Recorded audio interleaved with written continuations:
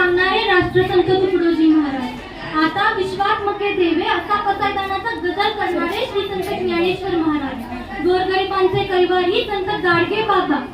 गोरगरिबांचे लढे लढणारे comrade Gangadhar अप्पा बुरांडे। अनाथांची माय सिंधुताई आणि मातृत्वाने ओतप्रोत भरलेली माझी आई, या सर्वांना श्रीवार वंदन करून मी स्पर्धा क्रमांक 218 आपल्या समोर विषय मांडते, गर्दीत माणसांच्या माणूस शोधते। भर दुपारची वेळ, ठिकाण पुणे। रस्त्यावर हजारो लोकांची गर्दी, त्यात एक हतबल तरुणी जीवाच्या आकांताने रस्त्याने पळत आहे। वाचवा वाचवा अशा हाका देत आहे। एक नराधम तिच्या मागे कोयता घेऊन लागला आहे। ती मुलगी एका दुकानात शिरते, दुकानदाराला वाचवण्याची विनवणी करते। तो दुकानदार तिला बाहेर ढकलून देतो आणि शटर बंद करून घेतो। हीच क्रिया पुढे देखील घडते। तो वाचननाम कुत्रा भर रस्त्यात त्या तरुणीवर कोयत्याने चपाचप असे वार करतो, पण कोणीच काहीच करू शकले नाही। अर्थात घुमते, वाचवा वाचवा।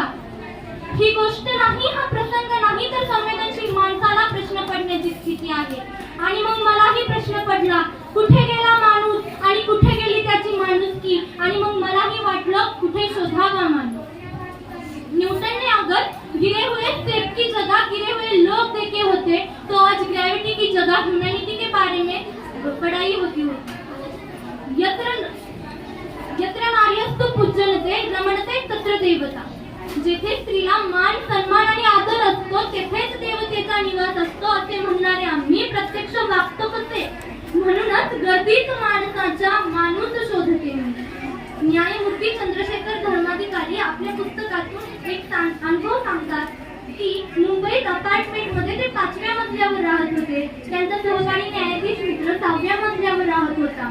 एके दिवशी रात्री त्यांच्या मित्राला अटॅक येतो आणि त्यांचा मृत्यू होतो। सकाळी अंत्यविधी होतो आणि जेव्हा घरी बातमीपत्र येते तेव्हा बातमीतून धर्माधिकारी साहेबांना समजते की आपला सहकारी मित्र आता या जगात राहिला नाही। अरे शेजारी शेजारी राहून जर सुखदुःख समजत नसेल तर कसे करणार? म्हणूनच गर्दीत माणसाच्या माणूस शोधते।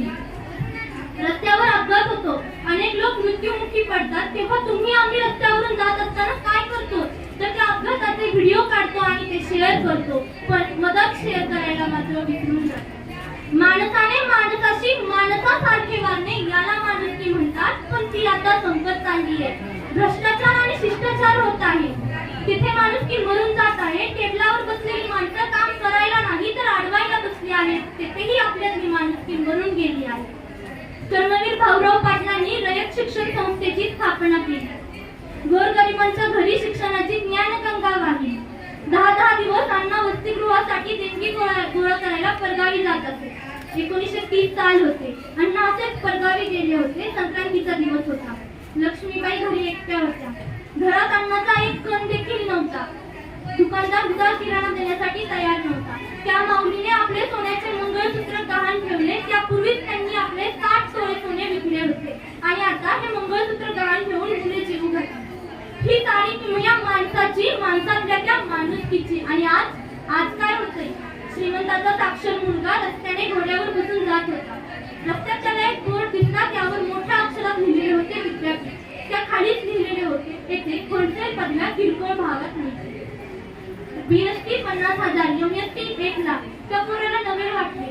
तो पोरगा थोडा रस्त्यात गेटवर उभा करून आतमध्ये गेला। तिथे टेबलासमोर एक व्यक्ती बसला होता। तो त्याला म्हणाला, मला एक एमएसटीची पदवी द्या।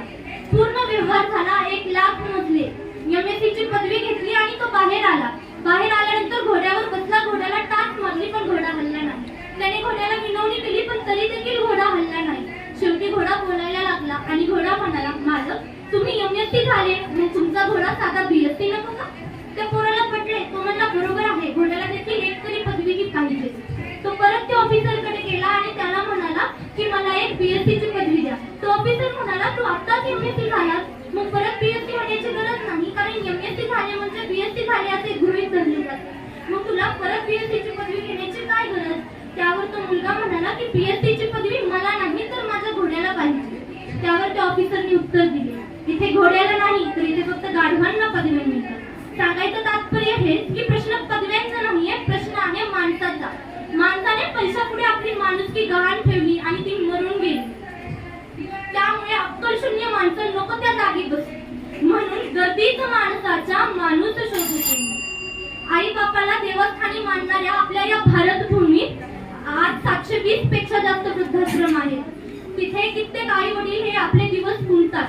पुत्र व्हावा ऐसा गुंडा त्याचा तिन्ही लोकी झेंडा असे म्हणणाऱ्या माझ्या या महाराष्ट्र भूमीत 24 वृद्धाश्रम आहेत. ही माणुसकी मेळ्याची लक्षण नाहीत का? तर होय, ही माणुसकी मेळ्याची लक्षणे आहेत.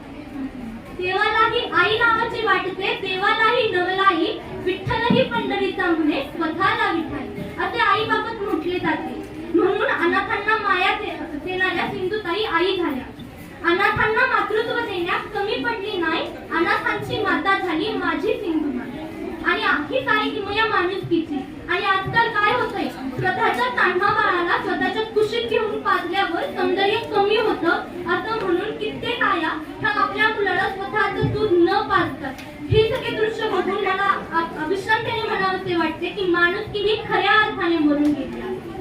दगडात देव दिसतो, गायीमध्ये माता दिसते, कावळ्यांमध्ये सर्व पूर्वज दिसतात, पण माणसातच माणूस का दिसत नाही?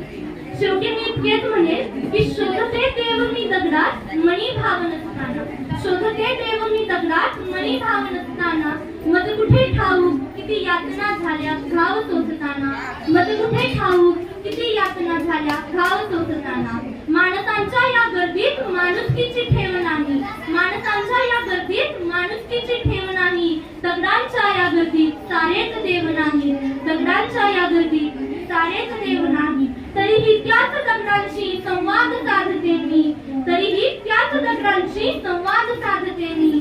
गर्दीत या माणसाच्या माणूस शोधते मी, गर्दीत या माणसाच्या माणूस शोधते मी. एवढे पुढे मी माझे भाषण संपवते. जय हिंद, जय महाराष्ट्र.